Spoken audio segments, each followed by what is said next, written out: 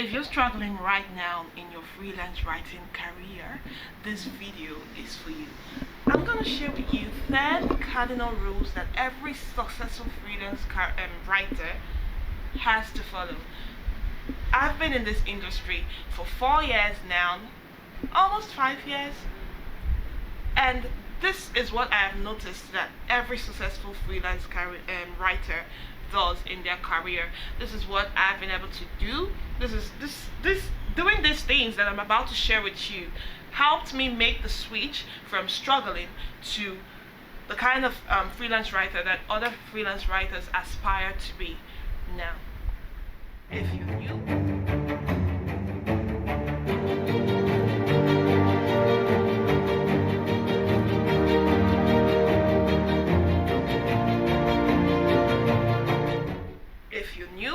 My name is Lily, and this channel is all about activating the wealth potential within you.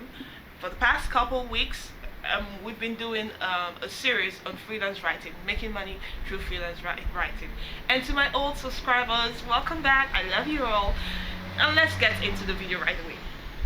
The first one is choosing a niche. I know it's pretty obvious, like everyone says choose a niche, and when you're starting out, this is actually bad advice. If you're just getting started as a freelance writer, choosing a niche is the last thing that should be on your mind. Write whatever, say yes to whatever. Only through doing that will you be able to find what it is that makes you happy, what it is that comes easily to you, what it is that pays the most, where it is that you find only through doing lots of things, through kissing lots of frogs, will you be able to find your praise. Now, the mistake that people make is not knowing when to switch from being a generalist to a specialist. And if you want to be successful, this is it. This is what you should do. You should know when to switch. Once you found that prince, it's time for you to drop the other niches. And you don't necessarily need to have just one niche. You can write in the same industry, or have like 3 adjacent niches in the same industry that you write for. Like I currently write for MarTech industry, I write for cradle economy, and I write for work tools and HR sales. Now the thing that connects all these niches is that they are all about managing and growing a business. So you could say I'm a writer for B2B brands who sell to brands who want to manage and grow their business. And I've seen this also with other freelance writers, successful freelance writers. Sometimes they don't have just one niche, but they always write in niches that are adjacent, that play together with each other. The second rule, the rule of communication. Over communicate with your clients. In a freelance writer to client relationship, there is nothing like over communication. Email them whenever you have something to say. If it's in the morning, if it's in the evening of the same day, it doesn't matter, do it. The last thing you want is a client who is guessing about where you are on the project or what they need to do. If they send you a brief and you do not understand what's in the brief, or you do not understand what you need to do, you need to ask them. They will not fault you for asking them. Communicate, over communicate. Every week by Friday, I send my clients an update to tell them this is what we've been doing so far this week, this is what we have next week, and they love me for that. It's one of the things that make you stand out, because you're not leaving anyone guessing. They know exactly what you're doing in their project at every given time. The third rule, always be marketing.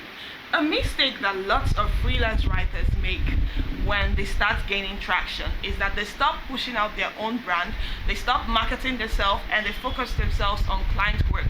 But what happens when one client breaks up the engagement, or if you decide that you do not want to work with the client you're working with anymore? When you're always marketing, what it does is that it keeps your pipeline full. You have months and months, or even up to a full year of projects booked. And you can always charge more for your services, because everyone sees you. You're in high demand, because freelance writing is a demand to supply business model. The more in demand you are, the more you can charge, the more prices, the higher the prices you can command. And this is why you should always be marketing, so you have options, so that people cannot disappoint you, and then you go out there and you take any scrawny gig just to meet up. The most important brand that you need to invest in is your brand, not even your client's brand, your brand. Always be marketing. The fourth rule is network. See, let me tell you something. The best deals, they happen behind closed doors. They don't happen on Twitter. They don't happen on job boards. They happen between DMs and email exchanges. Some of the best clients that I have, some of the highest paying clients, some of the friendliest clients that I've ever gotten, they came to me as referrals. And these referrals came as a result of networking with other writers. It's okay to be out there and share tips and share your work and everything, but try to get as close and personal to other freelance writers in your niche. This will help you keep yourself top of mind in their minds, so that when they are overbooked with projects, they can easily say, this is the right person that you should go to for this job. So the first part is having a physical presence, having an online presence where you're always marketing yourself, and also networking, creating a personal relationship with other people in your niche, so that when you need them for you, they can be there for you, because you are now not just a colleague but a friend. The fifth rule: collect results. Results. Your freelance writing career depends on the results that you're able to show. What have you done in the past? What results have you delivered for clients? What traffic, what revenue, what leads have you delivered clients before? You need to collect those. Always be asking your clients, I want to know about the impact of my work. How has my work what impact has my work had on your business? I want to know that. And as they share that with you, make sure you document that in a place where people can see and understand that you are a skilled writer. My website is one of my biggest lead closers. So the way that people find me is they find me online, or they find me on Twitter or LinkedIn, and then they go to my website to go check me out, and then they see my results, and they are pre-sold before they even come to me. This would not happen if I did not collect results. And if your clients do not give you results, you can find these results on your own. You can use tools like SEMrush and Ahrefs to find the ranking positions for each post that you write. SEMrush is free for around 5 searches or so per day. Ahrefs is paid. I don't think they have a paid plan, a free plan anymore.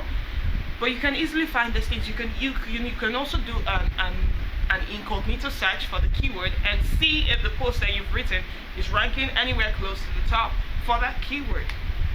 And these are some of the ways that you can share results beyond just revenue numbers or leads, which are like the gold standard. If your clients can share that with you, that is just wonderful. And the sixth thing, social proof. You know what's sweeter than results?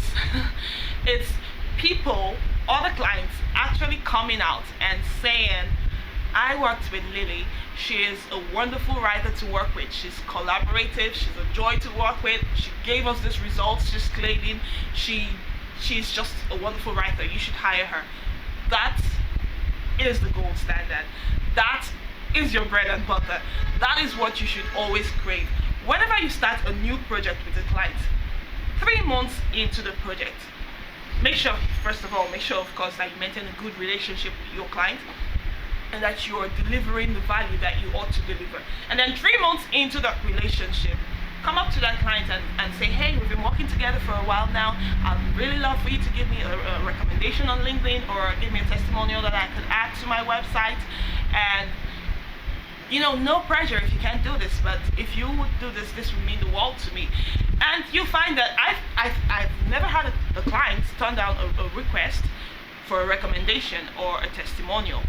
And once you can collect those and you put them on your website to back, 7, a personal brand is worth more than gold.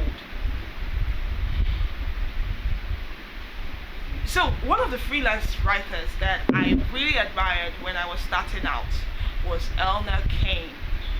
I don't know if I'm saying that right. I really hope I'm saying that right, Elna. So Elna, when I was a blogger, Elna was a blogger and a freelance writer. And I would go on so many blogs and I would see people talking about Elna, people talking about Elna everywhere. And I noticed that Elna had a very strong online presence. And because of that, if you asked on Twitter or something, I'm looking to hire someone for this, who should I hire? You'd find lots of people tagging Elna. And that gave me the idea to build a personal brand for myself, because I had realized that a personal brand would attract more attention, would attract more, would boost your perceived authority, and will cost you to have more leeway in the amount that you can charge for your services. When you're when you have a personal brand and you're in the face of everyone, your demand goes up. And because you can only afford to work with maybe 2, 3, 4, 5 clients, depending on how much work you can afford to do at a time, and you have 12 clients lined up to work with you, you can easily raise your prices, because if this person says no, there's someone else who can say yes. So a personal brand is something you should not joke with. And number 8, a powerful writer is a skilled editor. Have you ever seen an article that made you want to cry with joy, that inspired jealousy? Come on. You know you have. Those articles that, you look at them and you're like, oh my God, I wish I wrote this. Let me tell you a secret. They're not really better writers than you are. They're just more skilled editors.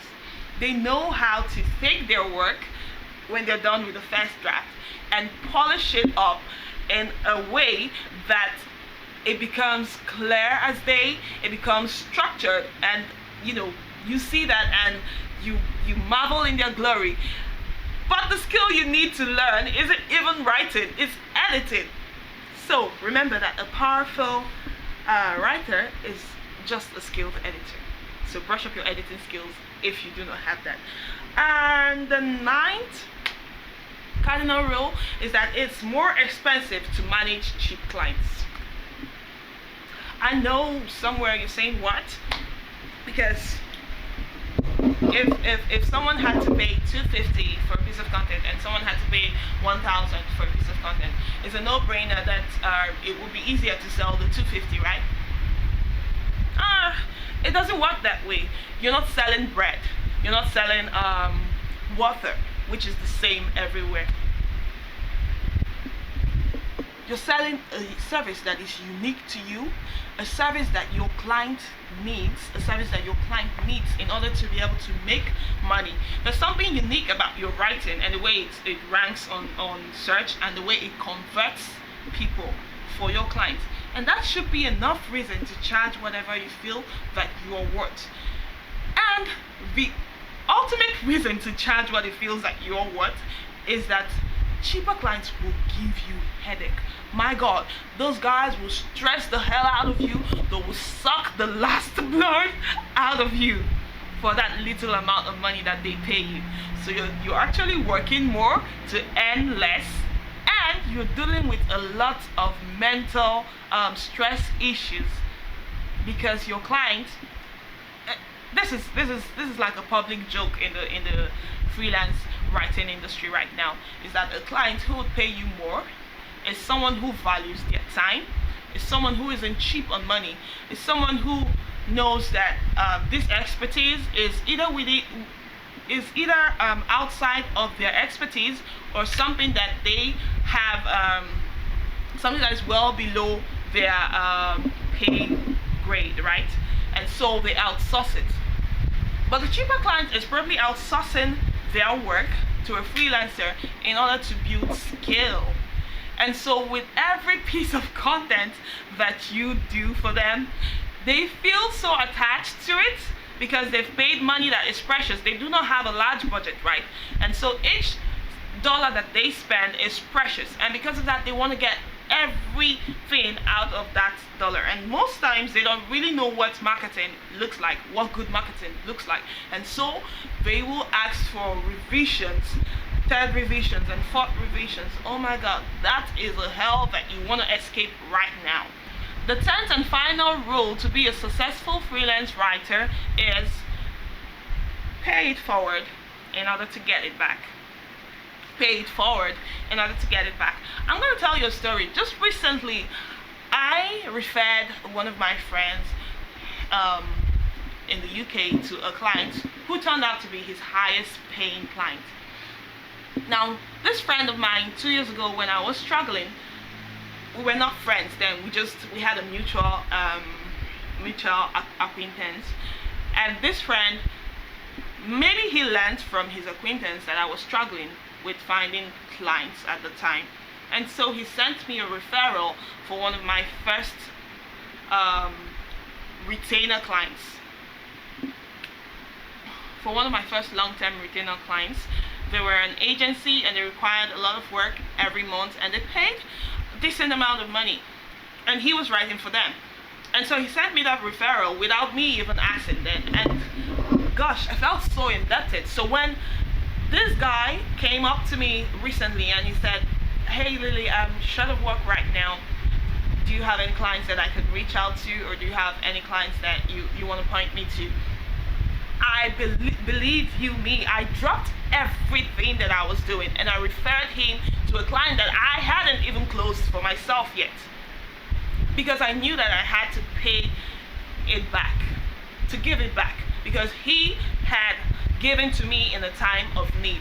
And that is, I think, a very important point, is that when you network, don't just network up. There are people who are behind you. Try to raise them up as well, because you don't know in future who's going to be there for you. And so we come to the end of this video. Remember, if you liked this video, don't forget to like it, so that YouTube knows that this video is a good video and it gets pushed out so other people can see it as well. And don't forget to subscribe and to hit the notification bell so you do not miss any more videos on any of the videos on this series. See you in the next video.